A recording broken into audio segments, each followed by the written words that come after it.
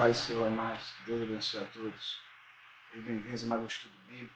Hoje estaremos estudando 1 Tessalonicenses, capítulo 2. Vamos orar ao Senhor antes de tudo. Amém? Senhor Deus Todo-Poderoso, louvado e engrandecido seja o nome do Senhor. Obrigado, Senhor, por teu amor e misericórdia. Ministra os nossos corações, Pai. O Senhor pode estar chegando no coração de cada irmão que está assistindo esse vídeo, levando discernimento, levando entendimento, e possamos pôr em prática tudo que aprendemos dentro da Tua Palavra, Senhor. O Espírito Santo esteja ministrado nos nossos corações, o homem seja apenas um instrumento de Tuas mãos, Pai. É importante que o Senhor cresça e nós diminuamos. Tudo aquilo que for feito seja para a honra e glória do Teu nome. Receba a nossa oração em nome de Jesus. Amém. Amados, vamos então começar o capítulo 2, no versículo 1, que nos diz assim: Porque vós mesmos, irmãos, bem sabeis que a nossa entrada para convosco não foi vã, mas havendo primeiro padecido e sido gravados em Filipos, como sabeis, tornamo-nos ousados em nosso Deus, para vos falar o Evangelho de Deus com grande combate. Porque a nossa exortação não foi com engano, nem com imundícia, nem com fraudulência. Então Paulo diz aqui que a sua chegada, a ida dele, dos companheiros a Tessalônica, não foi em vão, ela obteve êxito, né? Porque eles se converteram, mudaram suas vidas e uma congregação foi formada ali. E isso tudo aconteceu em um momento que eles poderiam estar desanimados, né? Porque eles vinham de Filipos, onde eles foram maltratados, eles foram presos, mas Deus lhes deu ousadia, lhes deu bom ânimo, lhes deu força para levar as boas novas tessalonicenses. Eles não desanimaram. Então, eles mesmo vindo de maus tratos, de sofrimento, Deus deu bom ânimo a eles, a Paulo e aos companheiros, e eles foram pregar em Tessalônica. Essa passagem de Paulo, que ele é maltratado em Filipos, é aquela passagem famosa, está lá em Atos 16, em que ele e Silas ficam presos na prisão, e mesmo presos estão orando, cantando, e acontece um terremoto, eles ficam livres, e o carcereiro vem desesperado, achando que agora ele morreria no lugar, né? Porque os presos foram embora, e eles continuavam na prisão, e ali o carcereiro ele se converteu. É esse episódio, desse episódio que eles estavam vindo, está lá em Atos 16. E Paulo fala aqui também, né, que a palavra que ele trazia é uma palavra sincera, né? O ministério de Paulo não havia mentira, ele não usava o ministério dele para interesse próprio ou para algum desejo escuso, desejo impuro que ele tivesse. Não, o ministério dele era feito com amor. Amém? Vamos adiante, vamos 4, que nos diz assim: Mas como fomos aprovados de Deus para que o Evangelho nos fosse confiado, assim falamos, não como para agradar aos homens, mas a Deus, que prova o nosso coração. Porque, como bem sabeis, nunca usamos de palavras lisonjeiras, nem houve um pretexto de avareza. Deus é testemunha. Então, Paulo ele tinha a responsabilidade de agradar a Deus com a fiel proclamação do Evangelho, a fiel proclamação dos boas novas. A mensagem dele é uma mensagem fiel, independente da reação dos homens. Ele não procurava deturpar a palavra. A palavra dele era fiel, ele procurava agradar a Deus. Não tem como agradar a Deus e agradar aos homens ao mesmo tempo. E ele escolheu agradar a Deus. Todo pregador tem que ter essa escolha. Porque o pregador ele pode ser levado em algum momento a alterar a mensagem por conta de torná-la mais permissiva, para ser mais aceitável, ser mais agradável, ou não aborrecer A, B ou C. Isso é uma conduta errada. Ou ele pode alterar por motivo de orgulho, de lisonja, ou para receber elogio. O pregador não pode ter a mensagem de boas novas. Doa quem doer. Doa a quem doer. Tá? Paulo nunca mudou a mensagem dele. Ele, algumas vezes, ele veio adequar a mensagem de acordo com o público. A mensagem nunca foi mudada. A gente pode ver lá em Atos 17, que quando ele vai pregar em Atenas, ele percebe todo o derredor, ele percebe a atitude do povo de Atenas. Aí ele vem adequar a pregação. O que acontecia em Atenas? Em Atenas eles eram muito supersticiosos, eles tinham vários deuses, eles tinham esculturas para deuses, altares para deuses. Muitos, muitos. Tanto que eles tinham um altar para o Deus desconhecido. Porque eles eram tão medrosos quanto a isso, eram tão supersticiosos, que eles tinham medo de esquecer algum Deus e acabarem sofrendo retaliação, seja fome, terremotos, fenômenos naturais. Aconteceu alguma coisa com eles porque esqueceram algum Deus. Então eles tinham um altar ao Deus desconhecido. E foi nesse ponto que Paulo começa a pregação dele para o pessoal de Atenas, para o povo de Atenas. Então, ele leva a mensagem sem alteração, mas adaptou de acordo com os costumes do local para entrar na mensagem, nas boas novas, na proclamação das boas novas. Amém? Então, vamos adiante, vamos para o 6. E não buscamos glória dos homens, nem de vós, nem de outros, ainda que podíamos, como apóstolos de Cristo, sermos pesados. Antes fomos brandos entre vós, como a ama que cria seus filhos. Assim nós, sendo-vos tão afeiçoados, de boa vontade quiséramos comunicar-vos, não somente o Evangelho de Deus, mas ainda a nossa própria alma, porquanto nos éreis muito queridos. Porque bem vos lembrais, irmãos, do nosso trabalho e fadiga, pois, trabalhando noite e dia, para não sermos pesados a nenhum de vós, vos pregamos o Evangelho de Deus. Então, Paulo e seus companheiros eles decidiram não serem pesados àqueles irmãos tessalonicenses, né? E por isso procuravam trabalhar para suprir as próprias necessidades. Isso porque eles sabiam que os tessalonicenses eram muito pobres e eram perseguidos, né? Então, eles não queriam se tornar também um fardo maior para eles, um fardo a mais, né? E sendo assim, eles começaram, ele cuidava, ele sabia, ele entendia, o Paulo entendia que aqueles novos convertidos precisavam de carinho, precisavam de atenção, aqueles irmãos novos convertidos tessalonicenses. Então, ele começou a ministrar com todo cuidado, todo carinho, todo amor. Ele ministrava com amor, ele tinha muito zelo, muito cuidado com eles.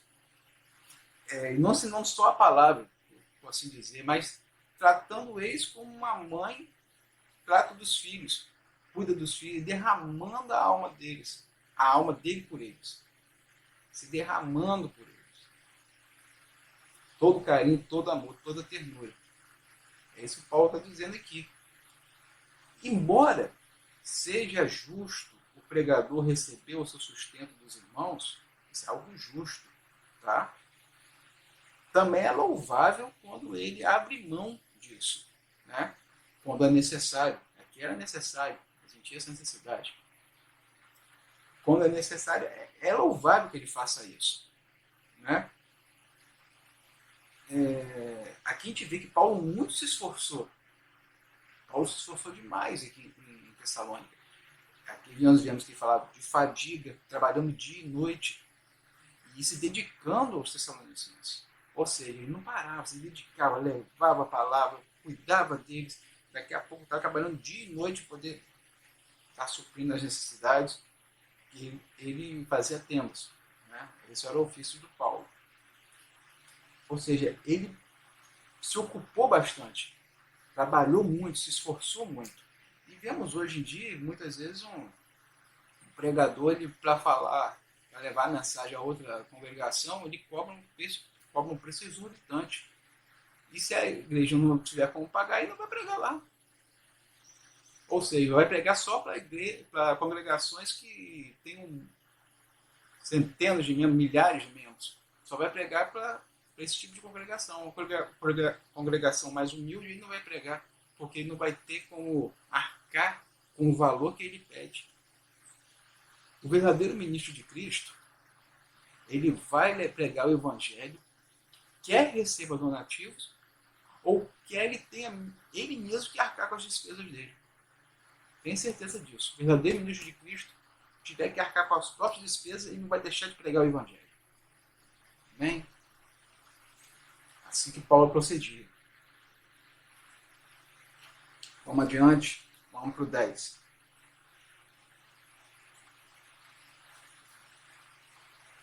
Vós e Deus sois testemunhas de quão santa, justa e irrepreensivelmente nós ouvemos para convosco, os que crestes. Assim como bem sabeis de que modo vos exortávamos e consolávamos, a cada um de vós, como o pai a seus filhos, para que vos conduzisseis dignamente para com Deus, que vos chama para o seu reino e glória. Ele que fala que os Tessalonicenses de Deus poderiam dar testemunho de que Paulo tinha um caráter reto, uma conduta irrepreensível para com os homens e para com Deus. Tá? Então a gente entende que o melhor sermão que existe é uma vida santa. Sendo assim, então Paulo era um excelente pregador, porque a vida dele era reta e a conduta dele irrepreensível. Existem casos, né, que de repente a pessoa é muito eloquente, fala muito bem, mas a vida dela não é um testemunho vivo de Cristo agindo, né? Ele não consegue ser um imitador de Cristo. Então, você fala assim, poxa, ele tem que tomar muito cuidado com isso. Poxa vida, aquele amado fala tão bem, ele é tão eloquente, mas é melhor que ele não pregue, é melhor que ele não fale de Deus. Antes ele tem uma conduta santa. Ele primeiro tem que mudar a postura dele. Não aqui sendo juiz de ninguém, mas é algo óbvio quando a pessoa não tem uma vida guiada pelo Espírito Santo, mas sabe falar muito bem. Mas a maior pregação, o maior sermão é o que? É uma vida reta. É o testemunho. Se você pode falar muito bem, mas não tem o testemunho, aquela palavra se torna vazia. A ponto de as pessoas torcerem que aquele pregador não suba no púlpito para falar. Porque o testemunho deles tem sido péssimo.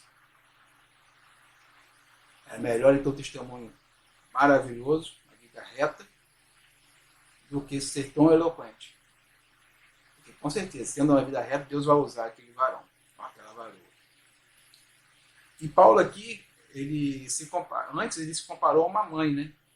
Sugerindo que ternura, amor, afeto, afeição, né? Agora ele se compara a um pai, com a ideia de quê? De sabedoria, de orientação. Então ele exorta eles para que eles continuem firmes a seguir a Deus e também para que eles possam viver dignamente, né, para com Deus. Irmão, que negócio é esse? Como é isso, viver dignamente para com Deus? É o que? É nos submetendo todo o tempo ao controle do Espírito Santo em nossas vidas.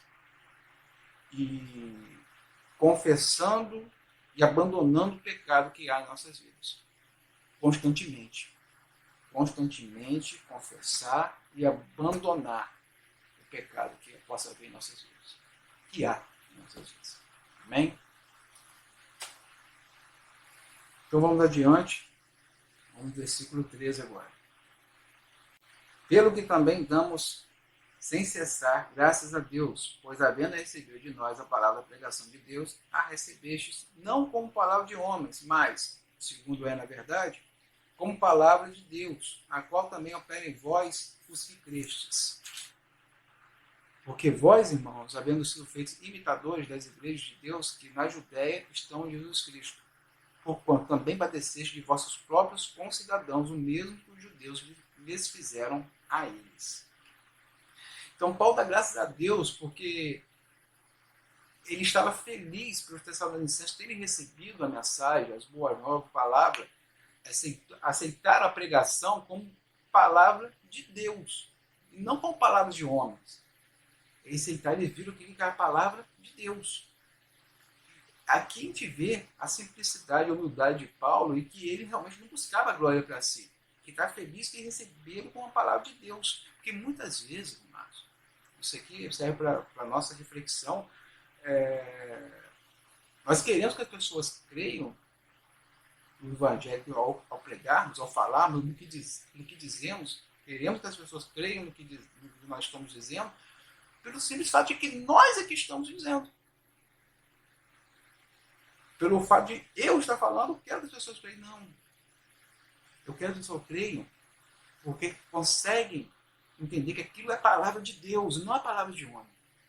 Não é porque eu estou falando, é porque a palavra vem do Senhor. Amém? Ele não tinha esse orgulho, essa vaidade. Né?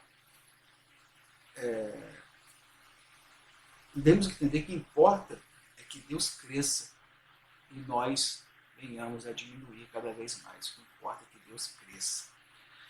Então, essa recepção que eles tiveram da palavra não só lhes levou à salvação, deu a salvação, mas também os fortaleceu o caráter, né? Lhes deu firmeza diante das perseguições, semelhante à igreja da Judéia, que era perseguida pelos próprios judeus. E eles aqui eram perseguidos pelos seus próprios compatriotas gentios, os tessalonicenses que não creram nas boas novas. Eles eram perseguidos. Tá? E eles estão fortalecendo o caráter e ficaram iguais, sendo perseguidos, mas firmes na fé. A igreja judeia perseguida pelos próprios judeus e eles ali perseguidos pelos próprios tessalonicenses. Eles se mantinham firmes. Amém? Vamos lá para o 15, que nos diz assim: os quais também mataram o Senhor Jesus e os seus próprios profetas, e nos têm perseguido, e não agradam a Deus, e são contrários a todos os homens, e nos impede de pregar aos gentios palavras da salvação, a fim de encherem sempre a medida de seus pecados. Mas a ira de Deus caiu sobre eles até ao fim. Então, Paulo aqui, ao falar dos judeus, Paulo está mostrando que nessa época específica, os judeus eram os maiores inimigos do evangelho. Eles mataram Jesus. Os romanos que deram, mas foi eles que citaram, eles que pediram. Eles que levaram Jesus a morrer na cruz. Tá? Não fosse plano do Senhor, mas foram eles que citaram. Então, eles mataram o Senhor Jesus, como ele fala aqui. E perseguiam a igreja. Mataram os profetas antes e perseguiam a igreja. Pensando que estão fazendo até algo para agradar a Deus, mas na verdade não estavam agradando a Deus. Porque o pior disso tudo não é só a perseguição. Porque eles não estavam eles não estavam satisfeitos em só rejeitar as boas novas do Evangelho. Eles rejeitaram, não quiseram saber. Tá? Eles não só rejeitaram o Evangelho, mas eles também não queriam que ninguém aceitasse. Não queriam que o Evangelho fosse pregado aos gentios. Eles começaram a agir de forma que não pudesse o Evangelho chegar a ninguém. Eles rejeitavam, não queriam que chegasse aos gentios também. Entende? O judeu ele ficava irado se alguém falasse que o gentio também poderia fazer parte da família de Deus. Também poderia ser salvo. Isso trazia uma ira tremenda no coração deles. Então, eles, de certa forma, ninguém vai receber esse evangelho, não. Ninguém vai ouvir sobre isso. Eles se viam como um povo exclusivo de Deus. O cristianismo aí não era conhecido como cristianismo. Mas as boas novas eram como se fosse uma seita, os do caminho. Eles tinham uma seita que estava saindo dentro do judaísmo. Eles não aceitavam o evangelho, não aceitavam as boas novas, mas também não queriam que ninguém aceitasse. Não queria que fosse pregado para ninguém. E esse tipo de ato, estava fazendo o quê? Estava fazendo trazendo a ira de Deus sobre eles, né?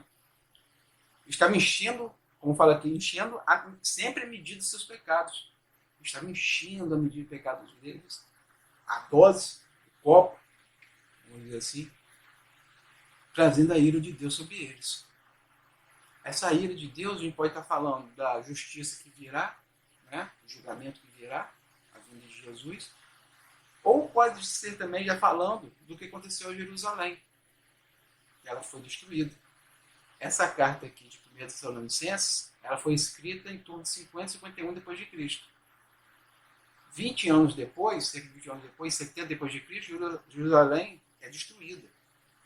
E o povo judeu, que estava lá, o restante, ele é disperso pelo mundo. Tá?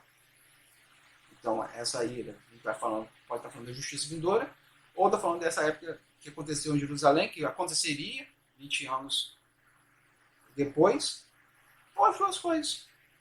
Amém? Está tudo incluído. Vamos adiante no 17, fala assim: nós, porém, irmãos, sendo privados de vós por um momento de tempo, de vista, mas não do coração, tanto mais procuramos com grande desejo ver o vosso rosto, pelo que bem quisemos uma e outra vez ir ter convosco, pelo menos eu, Paulo, mas Satanás nolo impediu. Paulo tinha o desejo, né, de estar com eles, mas foi impedido por Satanás de alguma maneira. Alguma oposição, enfermidade, alguma complicação Satanás fez. A gente não tem aqui especificado o que aconteceu. Mas Paulo podia afirmar isso, né? Porque Deus dava a ele esse discernimento quando vinha de Satanás. Porque ele sabia quando um impedimento vinha de Deus também. Ele tinha esse discernimento. A gente pode ver lá em Atos 16:6 que eles queriam pregar na Ásia. O Espírito Santo os impediu de ir lá pregar. E no versículo seguinte, 16:7, eles vão e resolvem que queriam pregar na Bitínia. O Espírito Santo também impediu. Ele tinha esse discernimento para o impedimento do Espírito Santo. Então ele está falando que houve um impedimento, ele está falando certo que foi Satanás. Tá? Satanás, ele está todo o tempo querendo atrapalhar o povo de Deus, trabalhando contra. Que é esse povo que incomoda ele. Ele não está preocupado com quem está no mundo, não. Ele está preocupado com os cristãos, ele quer atrapalhar. O intuito dele é esse. Vamos lá para o 19. Porque qual é a nossa esperança, ou gozo, ou coroa de glória? Porventura, não sois vós também diante de nosso Senhor Jesus Cristo em sua vinda? Na verdade, vós sois a nossa glória e gozo. O Paulo tinha os Tessalonicenses como seus filhos na fé. E ele se preocupava muito, ele tinha responsabilidade pelo crescimento espiritual deles. Né? E sabia que ia dar conta a Deus por eles. Daria conta com Deus pela vida deles. Então, essa era a sua coroa, a sua conquista, né? Como ele fala aqui, a sua glória e sua alegria. É o quê? Os filhos espirituais que adorariam a Jesus eternamente. Aqueles filhos espirituais é quem era a coroa, a glória e a alegria dele. Amém? Ele se alegrava com os filhos da fé, estarem firmes, crescendo espiritualmente e adorando Jesus. Ele se alegrava pelo fato de que eles estariam eternamente com Jesus. E que ele foi esse instrumento para levá-los a Cristo. Isso era a alegria do coração dele. Então, amados, terminamos aqui hoje, no capítulo 2. Deus, assim permitir, semana que vem estaremos os 3. Que Deus dê uma semana abençoada para todos, semana de paz, semana de alegria. Que o amor de Deus e a alegria do Senhor estejam no coração de todos os irmãos, levando a paz que excede todo entendimento. Amém? Vamos orar. Senhor Deus Todo-Poderoso, Santo, Santo, Santo, Santo, só o Senhor é Deus. Obrigado, Senhor, por tudo que foi aqui realizado. Obrigado pelo teu amor, misericórdia, pelo teu zelo, pelo teu carinho, Senhor, por tua paciência para conosco. Ajude-nos, Pai, a crescermos, Pai, como cristãos, vivermos de forma digna, digna do Senhor. Abençoe cada irmão que está assistindo esse vídeo. Abençoe o lar deles. Que a graça que está sobre o Senhor, derrama sobre eles, seja abundante de tal forma que possa alcançar toda a família, Pai. Ó Deus amado, Pai querido, nos dê uma semana de paz e alegria. Muito obrigado por tudo, Senhor. Receba a nossa oração em nome de Jesus. Amém. Fique com Deus, amados. Até a próxima. Tchau, tchau. Shalom. Restaura-me, ó Deus,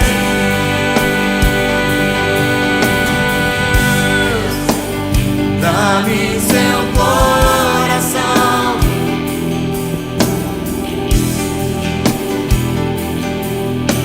santifica-me,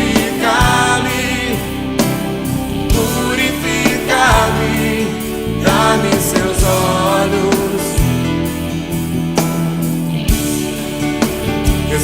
Fala-me, ó Deus,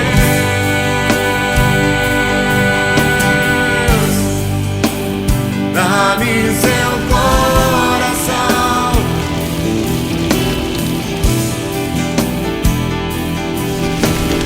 Santifica-me, purifica-me, dá-me seus olhos.